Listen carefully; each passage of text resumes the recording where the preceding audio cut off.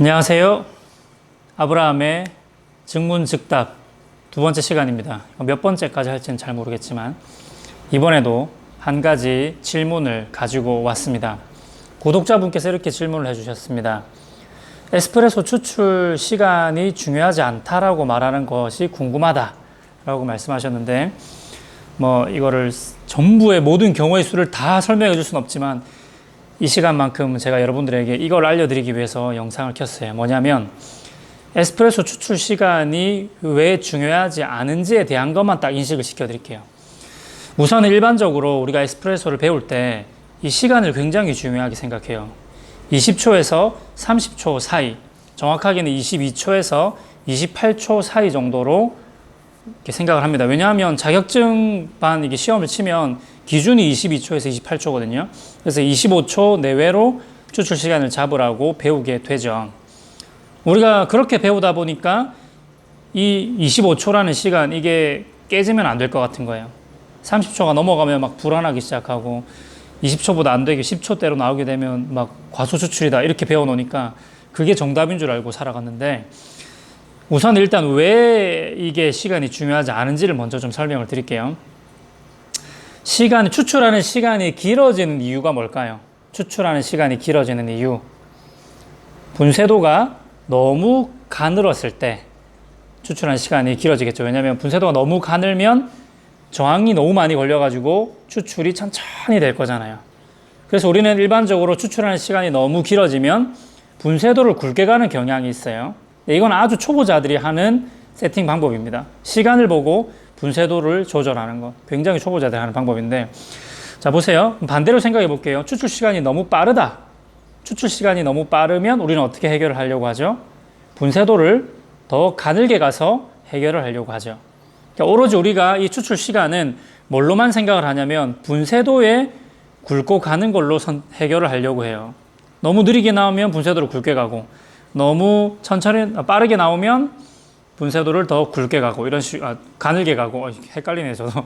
이런 식으로 분쇄도만 가지고 추출 시간을 해결하려고 이렇게 하시는데, 이게 왜 큰 오류를 가지고 오는지에 대한 설명을 한 가지 드릴게요. 제가 이전 영상에서도 계속 설명하던 것 중에 가스에 대한 이야기를 좀 많이 했죠. 가스가 하는 이 역할이 굉장히 중요한 겁니다. 한 가지만 예를 들어 볼게요. 포타필터를 이렇게 체결한 상태로 추출 버튼을 누르면 위에서 물이 나오겠죠. 물이 나오면 그 물은 제일 먼저 그 포타필터 안에 담겨 있는 커피 퍽에 스며들기 시작할 거고 흡수가 될 겁니다. 커피 가루들이 물을 흡수하기 시작하면 제일 먼저 일어나는 반응이 뭘까요? 바로 가스의 배출입니다. 우리가 핸드드립 하실 때도 뜸들이기 이렇게 하시면 커피가 이렇게 부풀어 오르잖아요. 그래서 이제 커피를 잘 모르시는 분들은 그걸 보면서 야, 커피가 이렇게 왜 부풀어요? 이렇게 되게 궁금해 하시죠. 그래서 막 이게 신선한 커피는 그렇다 이런 이야기도 많이 돌고 했는데, 어쨌든 중요한 거는 커피 가루가 처음 뜨거운 물을 만났을 때 일어나는 반응은 가스가 빠르게 방출이 됩니다. 근데 이게 핸드드립 같은 경우에는 그냥 개방된 상태에서 하기 때문에 커피 가루가 위로 북 뜨는 현상으로만 보이지만, 에스프레소 같은 경우에는 포타필터가 이 샤워 스크린 있는 부분에 그루패드에 딱 장착이 되어 있으니까 가스켓으로 딱 막혀 있단 말이에요. 밀폐된 공간이에요. 이 밀폐된 공간에 가스가 배출되기 시작하면 어떻게 될까요? 이 좁은 밀폐된 공간 안에 가스가 가득 차겠죠. 그래서 이게 여기서 압력이 생기는 거예요. 마치 압력밥솥에 안에 압력이 차 있는 것처럼, 기체에 압력이 차 있는 것처럼 이산화탄소로 인한 압력이 여기 차서 저항이 생기는 겁니다. 이 저항이 추출 저항으로 연결이 되면서 추출 시간이 느려져요. 가스가 많으면. 그러니까 가스가 많은 원두를 사용하면 할수록 이 안에 압력값이 높아져서 저항이 많이 생겨서 추출하는 시간이 느려진다는 겁니다. 이거는 뭐를 의미하냐면, 똑같은 분쇄도라도 가스가 많은 원두를 사용하면 추출 시간이 느려지고요. 똑같은 분쇄도라도 가스가 적은 원두를 사용하면 추출 시간이 빨라진다는 이야기입니다. 대충 이해가 되시죠? 그러니까 우리는 추출 시간이 빨라지고 느려지는 거에 대해서 분쇄도만 가지고 해결하려고 했었는데 그게 아니라는 이야기를 드리는 거예요. 분쇄도가 잘못이 없음에도 불구하고 가스가 많거나 가스가 너무 적어도 이런 현상이 생길 수가 있어요. 가령 예를 들어서 가스가 너무 많은, 로스팅 한 지 얼마 안 된, 하루밖에 안 됐거나 3일밖에 안 됐거나 이렇게 가스가 좀 많은 원두를 가지고 에스프레소 추출을 하면 분쇄도는 아주 적합한데도 불구하고 과다 추출이나 과소 추출이 아닌 정상 추출 범위로 나올 수 있는 그런 분쇄도인데도 불구하고 추출 시간이 길어질 수가 있는 거예요. 뭐 때문에요? 가스 때문에 그래요. 근데 이런 상황에서 추출 시간이 길면 안 된다고 해서 분쇄도를 굵게 가버리면 안 되겠죠. 그렇죠? 그러면 분쇄도가 굵을 때 나올 수 있는 성분이 있고요. 분쇄도가 가늘 때 나올 수 있는 성분이 있잖아요. 이런 거가 계속 중요한 거기 때문에 분쇄도는 가장 맛있는 그 커피가 표현해낼 수 있는 향미를 잘 표현할 수 있는 그 분쇄도가 가장 좋은 거거든요. 근데 그 분쇄도의 범위를 넘어서게 되겠죠. 너무 굵어져 가지고 향은 좋은데 막 바디감이 떨어지는 커피가 나오거나 너무 가늘어져 가지고 막 바디감은 높이 표현되지만은 굉장히 쓴맛이 나오거나 또는 분쇄도가 너무 가늘어서 채널링이 발생해서 커피가 가볍고 쓴 커피가 되거나 뭐 이런 경우의 수들이 너무 다양하기 때문에 추출 시간 하나만 놓고 이 추출 시간이 문제다 이렇게 말할 수가 없는 겁니다. 그러면 한 가지만 더 좀 고민해 볼 거는 뭐냐면 자, 분쇄도에 따라서 반응해서 물에 녹는 수용성 성분이 다르잖아요. 그래서 분쇄도만 일정하면 추출 시간이 길어져도 상관이 없냐? 이런 질문을 해볼 수가 있을 거예요. 분쇄도만 알맞으면 추출 시간이 막 40초가 되든 50초가 되든 큰 문제가 되지 않냐라는 문제인데 이거에 대한 이제 실험을 몇 가지 해봤어요. 분쇄도는 똑같이 하고 추출 시간만 달리 할 수 있는 뭐 예를 들어서 가스의 상태라든지 아니면 뭔가 도징의 양을 좀 달리 한다든지 이런 방법을 해봤는데 정확한 건 뭐냐면요. 이 저항값이 많이 걸려가지고 채널링이 발생하면 문제가 됩니다. 채널링이 뭐냐면 골고루 물이 흐르지 못하는 현상을 말하죠. 이 저항값이 많이 걸려가지고 이제 58ml 안에 있는 이 성분들이 골고루 이렇게 쫙 나오지 못하고 한쪽은 나오지만 이쪽은 나오지 못하고 또는 한쪽으로만 물이 줄줄줄 새는 현상이 생기게 되면 추출 시간이 길어지는 게 문제가 될 수 있어요. 그거는 근데 마찬가지예요.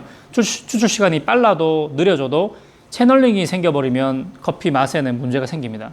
근데 채널링이 생기지 않는다는 가정하에 추출 시간이 25초인 것이나 추출 시간이 40초에서 50초 막 이렇게 길게 나오는 것이나 차이가 있는가라고 테스트를 해봤을 때에는 맛에 큰 문제가 발견되지 않았다는 겁니다. 그 이유는요.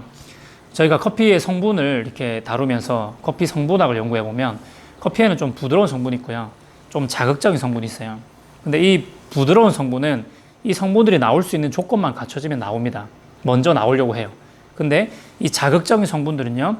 시간이 무리하게 길어졌을 경우에는 조건이 안 갖춰져도 나올 수 있는 게 이 강한 성분들인데요. 이 에스프레소 추출에서는요. 시간이 길어져 봤자 1분을 넘기지는 않아요. 아무리 시간이 길어져도. 그래서 이 1분 내외의 시간은 실제적으로 짧은 시간이거든요. 그래서 이 강한 성분들이 반응하기에는 역부족인 시간들입니다. 그래서 핸드드립을 할 때는 이게 3분을 넘고 4분을 넘고 이렇게 되면 이 강한 성분이 반응할 수가 있었는데 에스프레소에서는 채널링만 발생하지 않는다면 이 강한 성분이 이 1분 내외의 이 짧은 시간 안에서 먼저 반응하는 일은 없더라는 거예요. 그래서 제가 누누이 계속 이제 에스프레소 추출할 때는 강조하는 게 뭐냐면 추출되는 시간을 강조하는 게 아니라 채널링을 강조하는 겁니다. 골고루 흡수 배출이 일어나고 있는가 이거를 강조하는 거예요. 좀 어렵긴 어렵다. 내가 생각해도 좀 어려운 설명이긴 한데 어쨌든 정리를 하자면 추출되는 시간은 그 추출되는 성분에 크게 관계하지 않고요. 오히려 이 분쇄도라든지 이 채널링의 유무는 굉장히 맛에 그 관계를 많이 하니까 분쇄도가 정상 추출 범위 안에만 있다면 추출 시간은 별로 중요하지 않고 채널링만 일어나지 않는다면 추출 시간은 중요하지 않다는 겁니다. 근데 우리가 왜 이런 오류에 빠졌냐면 추출 시간을 오로지 분쇄도로만 결정 지으려고 했기 때문에 이런 오류에 빠지는 겁니다. 그러니까 아까도 제가 가스라는 예를 드렸듯이 추출 시간이 느려지거나 빨라지게 하는 거는 분쇄도 말고도 가스라든지 뭐 예를 들자면 허니컴의 양, 얼마나 많이 조직이 열려 있느냐, 이런 허니컴의 정도, 그 다음에 헤드스페이스의 크기 정도도 관여를 합니다. 그래서 이 추출 저항을 줄이기 위해서 헤드스페이스를 크게 하기 위해서 이제 3샷짜리 트리플 바스켓을 사용하고 도징의 양은 더블샷 정도만 담아가지고 이 헤드스페이스 공간을 늘려갖고 추출 저항을 줄이는 그런 테크닉들이 사용되고 있는 거죠. 물론 아직까지 모르겠어요. 이제 홈바리스타 분들은 어디까지 하시는지 모르겠지만 프로들은 그렇게 쓰고 있습니다. 트리플 바스켓에다가 트리플 바스켓에 담기는 양을 다 담는 게 아니라요. 24g짜리를 바스켓에 사서 24g을 다 담는 게 아니라 한 22g 이렇게 담아가지고 21g 이렇게 담아서 헤드스페이스의 공간을 넓혀서 저항을 줄이는 그런 테크닉을 쓰는 거예요. 그러니까 추출 시간은 오로지 분쇄도로만 조절하는 게 아니다라는 거죠. 도중의 양이나 가스의 양 또는 허니컴을 로스팅하면서 좀 다룰 수가 있겠고, 이런 것들로 조절만 잘 돼 있으면은 추출 시간은 별로 중요하지 않다라는 거를 오늘 여러분들에게 설명을 하고 싶었어요. 네, 어렵죠. 설명하고 나도 좀 어렵다. 사실 뭐 제 설명이 완벽했던 것도 아니고, 왜냐면 이거를 레슨을 통해서 체계적으로 흡수 배출 속도 차이 이런 거 하나하나 배워가가지고 가스가 이제 주는 그런 영향 이런 거 하나하나 배워 나가야지 이게 탁 완성이 되는 건데, 오늘 이 10분 남짓 되는 이 시간에 영상으로 담아가지고 탁 표현하려고 하니까 사실은 너무 어렵긴 어려워서, 여러분이 계속 아브라함 커피 사랑해 주시면 제가 짧은 영상이지만 하나씩 어떻게든 알려드리려고 노력을 해보도록 하겠습니다. 원래 이게요, 가스 하나만 가지고도 2시간, 3시간짜리 강의라서 이거를 10분 안에 담는 건 사실 무리가 있습니다. 또 저와 함께 이 영상을 함께 하시다 보면 이 에스프레소 추출에 대한 변수들을 하나씩 배워 나갈 수 있을 겁니다. 기존에 이제 커피를 배우는 방식들이 너무 공식적으로 안에 갇혀 있어요. 그냥 추출 속도가 느려지면 과다 추출이다, 이런 공식 안에 있다고요. 자꾸 그런 식으로 가르치고 있으니까 이게 오류가 너무 많습니다. 그래서 하나씩 단계별로 변수들을 배워 나가면서 진짜 진실된 커피를 배워 나가시기를 바랍니다. 또 다른 궁금증 있으시면 언제든지 댓글로 딱 달아주시면 제가 틈틈이 이렇게 영상을 준비해서 100% 완벽한 설명은 아니지만 그 궁금했던 거, 그 답답했던 거, 그거를 딱 어떻게든 조금이라도 속을 좀 시원하게 할 수 있는 얼음 냉수 같은 역할을 제가 한번 해보도록 하겠습니다. 다음에 봐요.